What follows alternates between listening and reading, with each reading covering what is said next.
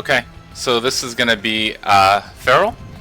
Faeryl is another boss fight that is fairly technical, and it's really important that you pay attention to all your shifts and what you're doing in the fight, especially early on.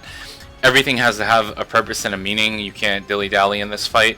And if you make like one false move, you're probably gonna die. So it's very important that you pay attention to what you're doing. Like I said, in the early part of the fight, and then once you get to the second half later on, it's just you're basically comb buffering. But until that point, especially when he flies around and everything, you really need to pay attention to what you're doing. Setup wise, you want to be, for paradigms, I start in Smart Bomb. Sarah will cast basically debuffs to push the stagger up for maintenance, and you can start in Try Disaster if you want and then go Smart Bomb. I prefer it. I'm in Smart Bomb from starting there in Goblin Fragment. Some people I know don't even go in and touch like their initial paradigm set. They just kind of come in with Try Disaster and they never change it through this entire section. Depending on how you do it, either way, if you start in Try Disaster, then you're going to do your first chain here, then go Smart Bomb, then Patient Probing. Or if you start in Smart Bomb like me, you just go Smart Bomb, do your chain, repeat, and Try Disaster, Patient Probing. Either way, it works the same. The other strat, which is a bit more advanced, is Striving Duck strat, where he just stays Try Disaster for both chains, and you end up staggering Faeryl before he flies, and then you go to Patient Probing after. That strat's a little bit more tricky and a little bit harder. Once, you know, if you feel up to doing it, by all means go ahead and do it. It does save about, I think, 10 seconds technically on the in-fight time, but it's not completely necessary, and it's not the end of the world. You'll still get a really good time at the end of the run, even if you don't do that strat. But it is faster, it does save more time, so technically you should probably learn it. I don't always do it, it's up to you. So here, I usually do double Magician's Mark, but for sake of tutorial, I'm going to put the Grimoire hat on, which is usually recommended, and it is a lot safer. You're not going to do anything really with Crystarium here, you're just going to go into the fight, so let's go ahead and get in.